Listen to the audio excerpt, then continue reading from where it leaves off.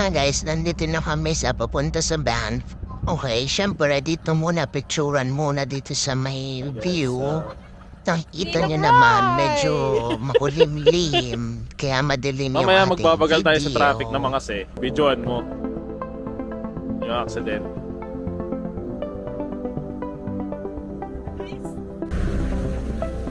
Guys, nilamig po yung mga dayo guys. Yung mga dayo po namin guys, nilamig. Ayan, ayan, ayan. 4 na layer yung suot guys, nilamig.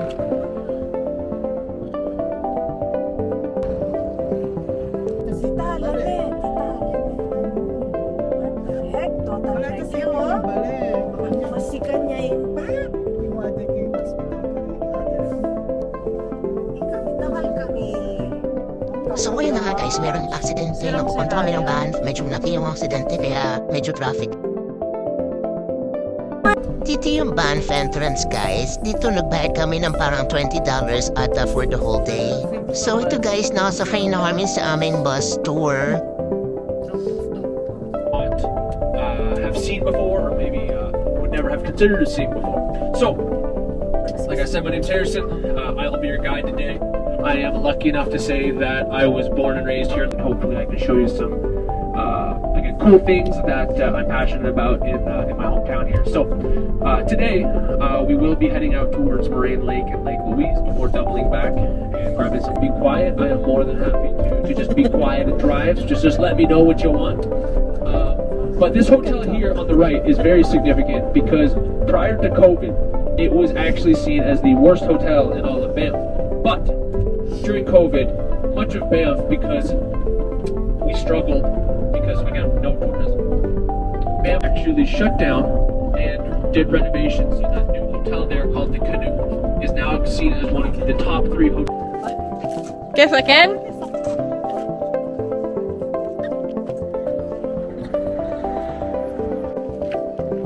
So ito na nga guys, nandito na tayo sa Moraine Lake. Medyo maambon, kaya medyo mabilis tayo maglakad. Pero makikita mo naman yung view, talagang iba naman talaga yung view dito sa Moraine Lake. Medyo madami tayong tao kahit medyo maulan. Tsaka napa-hiking tayo dito guys. Sakit kan bitis guys.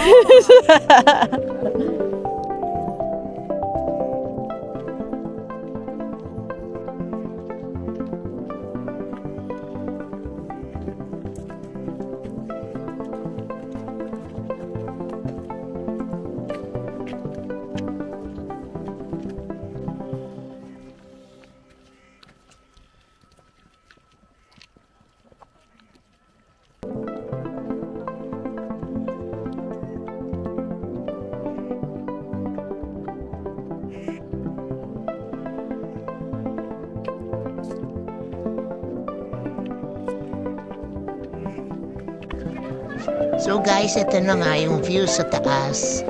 Diba? Ang ganda.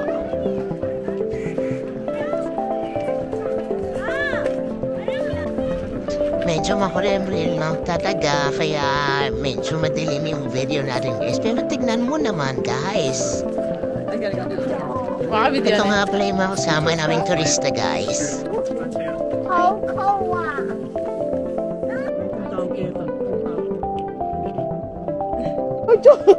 So guys, ito na naman po siya, ang Hugas Kamay Queen from Las Vegas. Ay!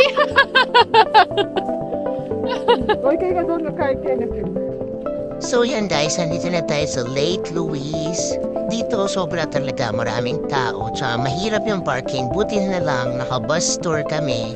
May designated parking kapag naka-bus ka, pero pag private yung sasakyan mo, ay naku, ang hirap. Pwede. Gusto nyo? 1 year, wala pang 1 year punta natin nun last time. Pinakauna natin punta, nagda-drive pa siya. Last year after pumunta kami, hindi na po punta drive nun.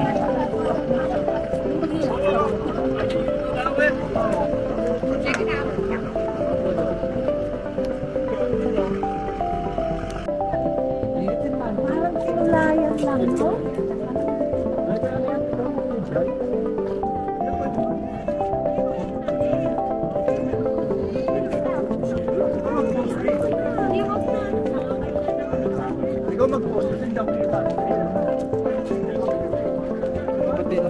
Hindi pa patera pa nino. Guys, tingnan nyo naman gaano kaganda.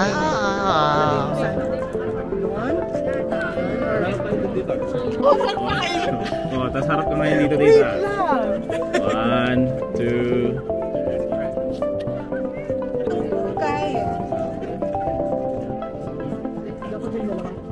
Kaya mo yan, tita. Sige, oh. Eh, dapat yun napipicturean eh.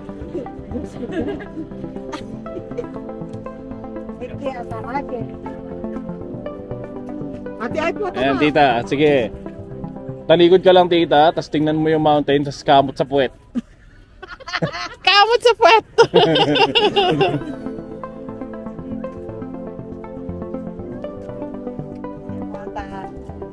Sige, dalpakan mo yan, no? Tulungan mo nga. Please. Para makaano ko dito. I don't wanna take a chance. Saan kayo dito kung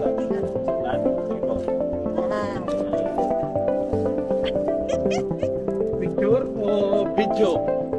Video, tsaka picture. Sige, dito. Talagang demanding ang lola. Tita, tingin ka sa akin, tita. Yan. Parang kay Geto.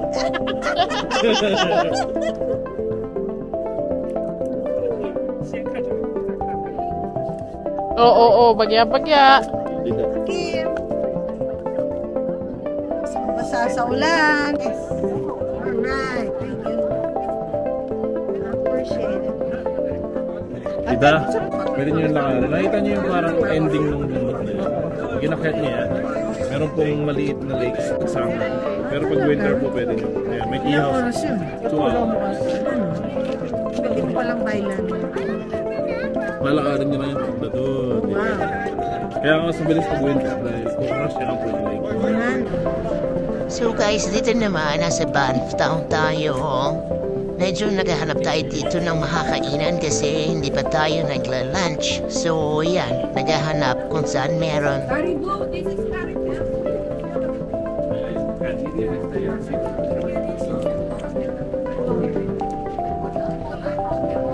Ang haba na pila. So guys, itong Beaver Tails, laging mahaba yung pila dito. So yeah.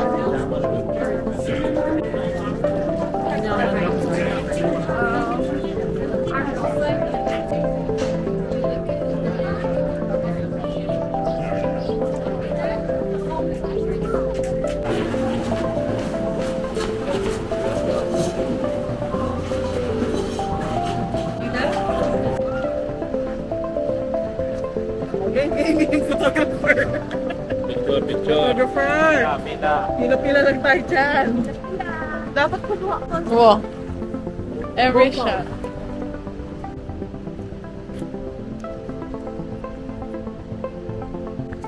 Google. Pwesto na kayo dyan. Gusto nyo kamakan yung tubig? Okay. I mean, it looks clear there, but not more. Masakit na ang becho. Wow,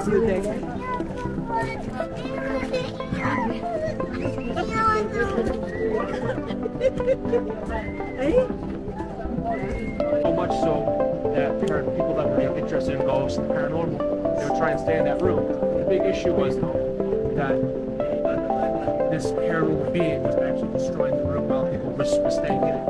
So what they ended up doing, they boarded up the room so nobody could come. Puyat na.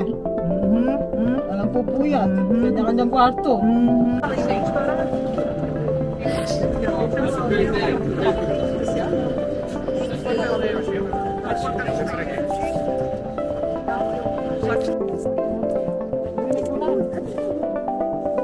Kasi mas waterproof feeling.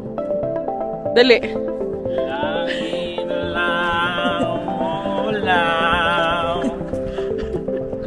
Parang walang katapusan tulad ng paghihirap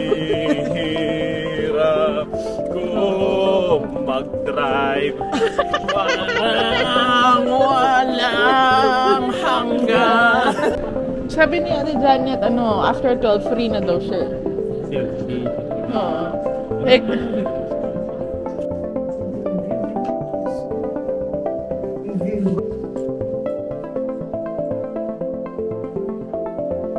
Guys, dito minute namin yung tito namin na nag-work dito sa Fairmont Banff Springs Hotel. So yan, binigyan niya kami ng tour and nilipod namin yung buong hotel. Napaka-historic talaga ng hotel na to. Tahimik sa loob ng hotel, hindi pwede mag-ingay. Mahal daw yung per night dito, pero yeah, maraming mga videos na kumakalat sa YouTube na marami daw nakakatakot na nangyari dito sa Banff Hotel na ito. Merong mga minurder, merong babaeng kakasal, tas nahulog sa hagdan. So yeah, panoorin niya na. Ito yung labas ng hotel, guys. Tingnan niya naman, napakaganda. Antik kung tignan, parang nasa London. Ay, yung gamat na pakipusan ka eh.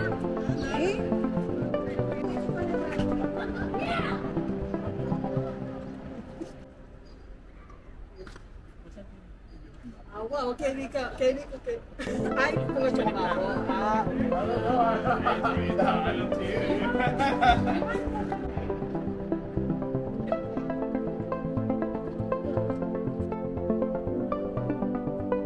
Ay, kaya tang iba. Kumusta ka namin, Loves? Yes. Bakit? It's hurting, guys.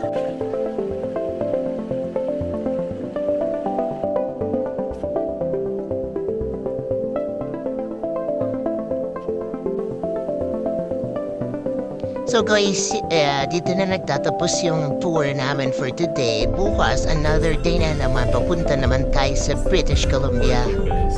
Sa BC. Oh no!